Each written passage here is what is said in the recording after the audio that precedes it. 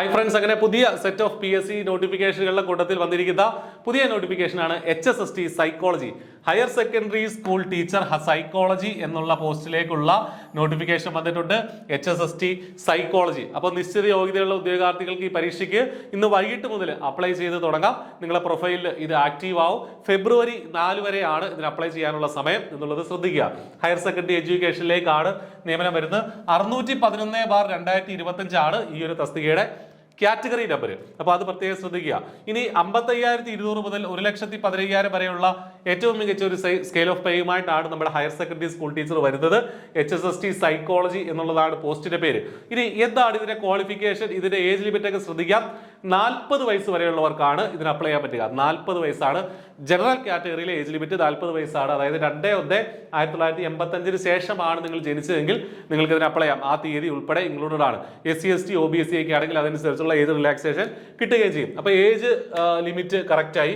പിന്നീട് അതിനുശേഷം ഈ പറഞ്ഞതുപോലെ ഇതുമായി ബന്ധപ്പെട്ട യോഗ്യതകൾ എന്തൊക്കെയാണ്, HSST സൈക്കോളജിയുടെ യോഗ്യത, നിങ്ങൾക്ക് ഈ പരീക്ഷയ്ക്ക് അപ്ലൈ ചെയ്യണമെങ്കിലുള്ള യോഗ്യത എന്താണ്? അതിന് മുന്നേ പറയട്ടെ, I+ ഈ പരീക്ഷയ്ക്ക് വേണ്ടിയിട്ട് ഏറ്റവും ഇന്റൻസീവ് ആയിട്ടുള്ള കോച്ചിങ് ഓൾറെഡി സ്റ്റാർട്ട് ചെയ്ത് കഴിഞ്ഞു.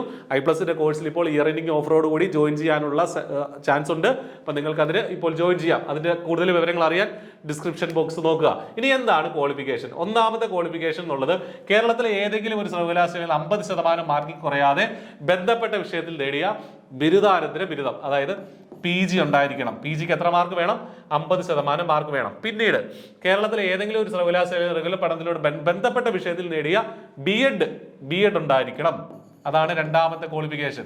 മൂന്നാമത് ഇതിന്റെ താഴെയുണ്ട് എന്നുണ്ടാവണം, സെറ്റ് ഉണ്ടാവണം. ഇതാണ് ബേസിക് ആയിട്ടുള്ള 3 ക്വാളിഫിക്കേഷൻ. പക്ഷേ ഇവിടെ ഒരു എക്സംഷൻ ഉള്ളത്, B.Ed ഇല്ലാത്തവർക്കും ഈ പരീക്ഷയ്ക്ക് അപ്ലൈ ചെയ്യാം. അത് താഴോട്ട് പറയുന്നുണ്ട്.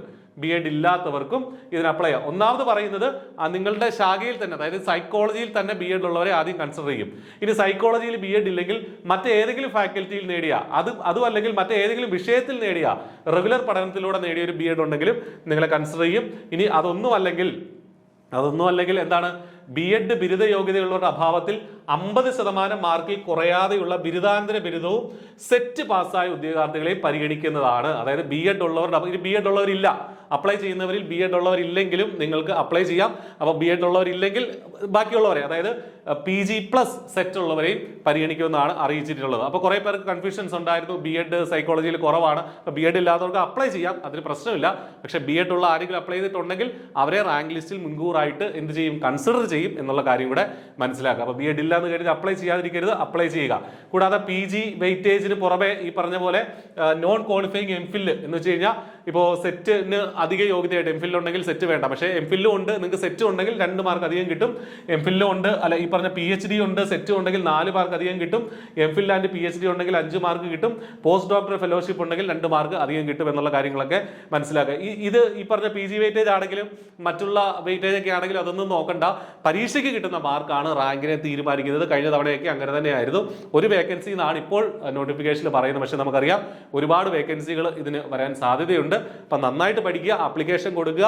കോച്ചിങ്ങിന്റെ സഹായം ആവശ്യമുണ്ടെങ്കിൽ തീർച്ചയായിട്ടും I+നൊപ്പം ജോയിൻ ചെയ്യുക. P50 super intensive batch I+ run ചെയ്യുന്നുണ്ട്, ലൈവ് ക്ലാസ്സുകൾ ഉൾപ്പെടെ. ഇപ്പോൾ നിങ്ങൾക്ക് ജോയിൻ ചെയ്യാൻ അവസരമുണ്ട്. അപ്പോൾ ഒട്ടും വൈകണ്ട, നന്നായിട്ട് ആപ്ലിക്കേഷൻ കൊടുക്കുക, നന്നായിട്ട് പഠിക്കുക, I+നൊപ്പം ചേരുക, നല്ല റാങ്ക് നേടുക. All the best. Thank you.